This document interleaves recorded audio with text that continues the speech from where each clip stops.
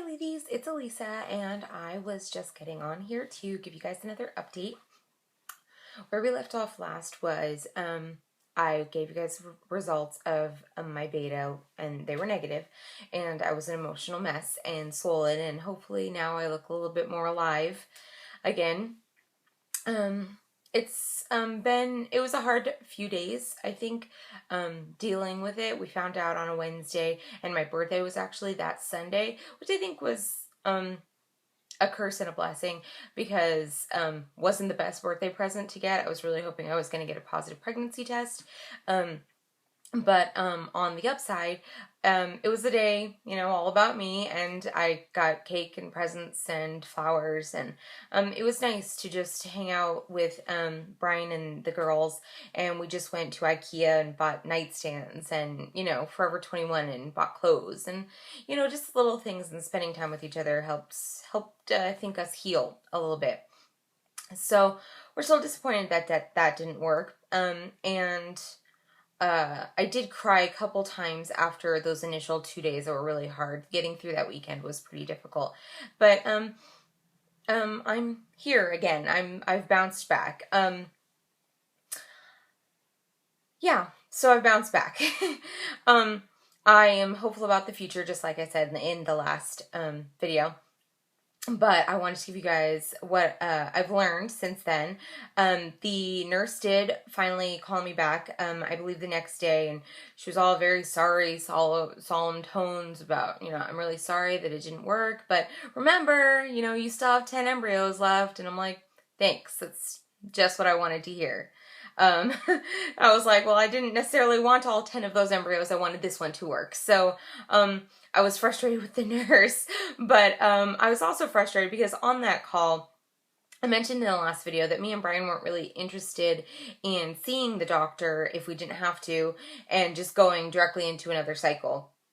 But she was like, well, you could do that, but the doctor really prefers to speak to you.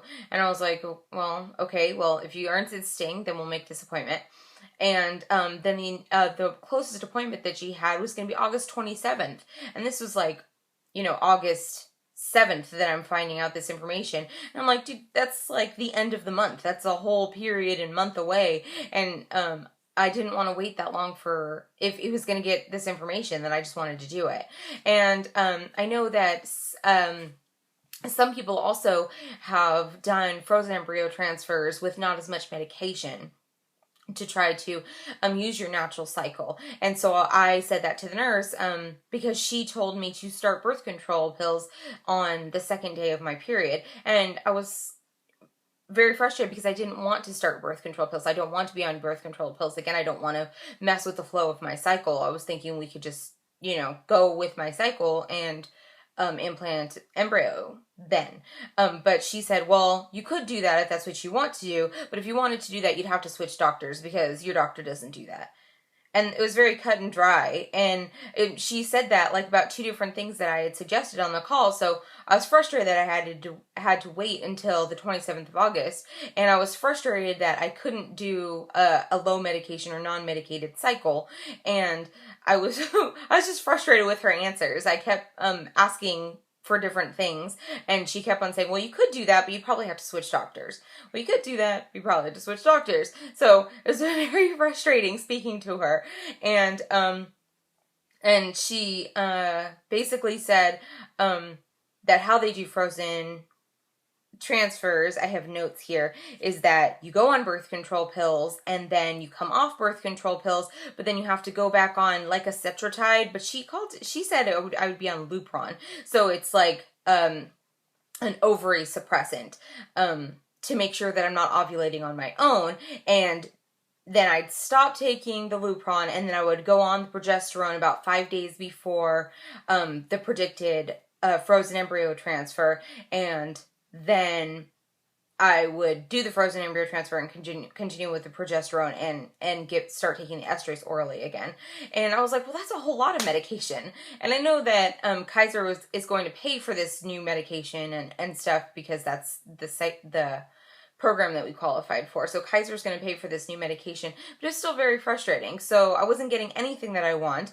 And she said that the projected transfer date She said that I would have to be on birth control, and about 6 weeks after I started birth control, then I'd probably be able to do my frozen embryo transfer.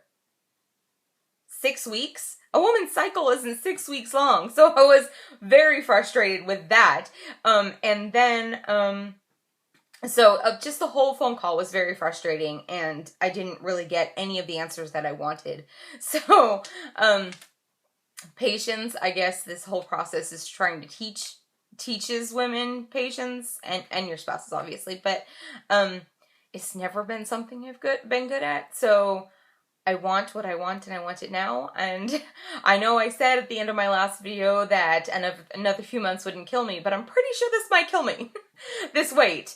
Because I had another phone call with another nurse a few days later, and talking about the upcoming protocol, because she told me to call on the first day of my cycle. So I called on the first day of my cycle, and when she returned my call, she was talking about the Lupron and all the things that go along with a frozen embryo transfer.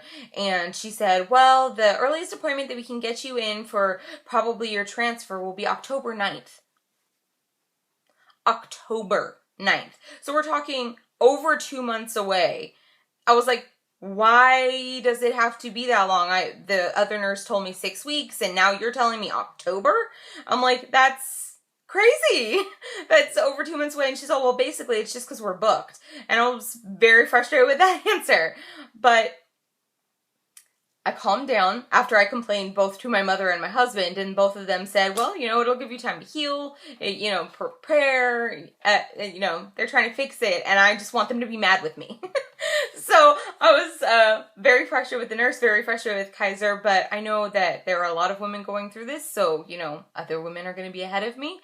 So October 9th, I've come to grips with October 9th. And when we have our appointment with our doctor to discuss possibly what went wrong and everything for this last fresh cycle, I suppose that October date can be moved forward or back. There's probably going to be some wiggle room. She said that was the projected transfer date. So I'm trying not to think about that. I'm trying just to get to August 27th and focus on that one shorter deadline than thinking about all the way to October 9th. I have notes here too. So I did cry after the call with the first nurse about the failed transfer, because she was giving me no answers that I wanted. And then after the call with the second nurse, after I did get my period, I didn't cry. I was, I think, at the anger stage of my grief. So I was just more mad that I had to wait that long, and frustrated that it didn't work the first time, and frustrated, just angry and frustrated. So I think I had moved to the anger part of my grief cycle.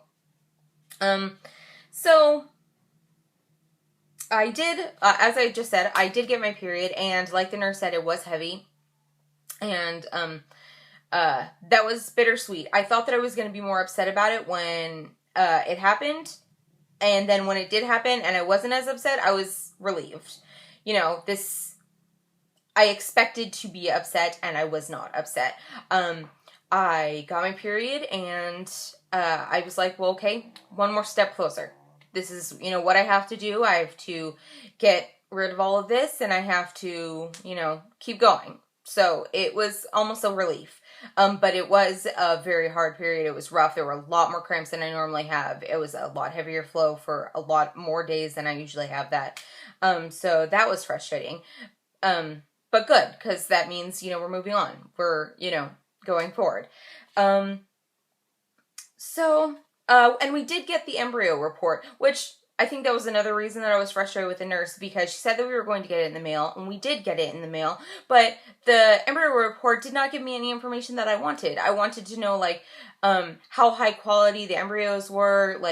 I know that they were all frozen at a blastocyte stage, but they weren't, were they all frozen on day 5, the day we did our transfer? Were they frozen on day 6, day 7? How long did they last? And, it didn't say anything like that. The letter just said, hey, we're cryo freezing 10 embryos for you, and we'll do it. We'll hold them for free for 6 months from the day of your fresh transfer, and then they'll be sent to the company that you chose to house them long term. So I expected more information, so I don't suspect that I will ever get that information. I could probably ask my doctor at our appointment on the 27th. So hopefully he has that information. He can give it to us. I just want to know for peace of mind. I know that they all made it to the blast stage. That's great, but I want more. they're my little beans, and I want to know how they're doing or how they were when they were frozen. So that's really all I have for you guys. I wanted to talk about the frozen egg transfer protocol. All my frustrations. She said that at my appointment on the 27th, I might get my tentative calendar for the frozen embryo transfer, but being that it's so far out, from August 27th to October 9th, the projected date, I don't suspect that that's going to happen. She said it could happen in a few weeks from when I called, but I don't know at this point. Because Kaiser is so busy. She even told us at the frozen, at the fresh transfer, that they were really busy, and that they were petitioning actually to have more nurses brought on staff. So, I mean, it's Kaiser. So there are pluses and minuses to every health insurance. I'm not excited about having to go on Lupron. I'm, and birth control. I don't want to do that, but this is just the steps we're going to have to take to stay with our doctor, because we really don't want to change our doctor. We're really happy with him, and there are only 2 doctors that do that in the localist clinic or the closest clinic to us. This video is getting long. I'm sorry, guys. There's been a lot of information thrown at me, so I'm trying to just purge and throw it at you. I will get on here. You probably won't see me for a couple weeks because I'm not going to have anything to update you guys with until after our appointment on August 27th. Brian is going to come with me to that appointment. They made it at 11 o'clock, so we can't go to really work before and we can't really go to work after, but I think this will be good. I'm going to bring my notebook. I'm going to take really good notes. I'm going to ask a lot of questions. My doctor's probably going to be pretty irritated with me. But I am very hopeful. I am sad at the loss, because I think that anyone who has not, how to say this, I think that it's not like an IUI where it's stick some sperm in there and you hope that things, egg meets sperm and everything magic happens and you make a baby. It's not just trying, to baby dance on when you're ovulating and hope that it works out. It wasn't like that. They put a life inside of me, an embryo that had cells that was an alive cell, and they put it in me, and it, in essence, it died. It felt more like a miscarriage, and I don't think I really understood that that's what it was going to feel like until it was happening, or it had happened. It was alive, and it was a life inside of me, and so it really does. It feels more like a miscarriage in my heart, because I was going to love that embryo. That embryo could have been a baby. It could have, transferred into a little heartbeat and a person. And so I think that was harder to discover, that it felt more like a miscarriage than any of the other things that we've gone through up to this point. But I am still very hopeful. We have 10 embryos waiting for us. Hopefully they're doing well in whatever little freezer that they're in at Kaiser. And I just want to really say thank you, everyone, for your support and all of your kind comments. It's really, that helped me so much when I was going through the worst of it. But that's all for now. I'm sorry the video is so long. But thanks for watching, and I will be talking to you ladies as soon as I can. Bye.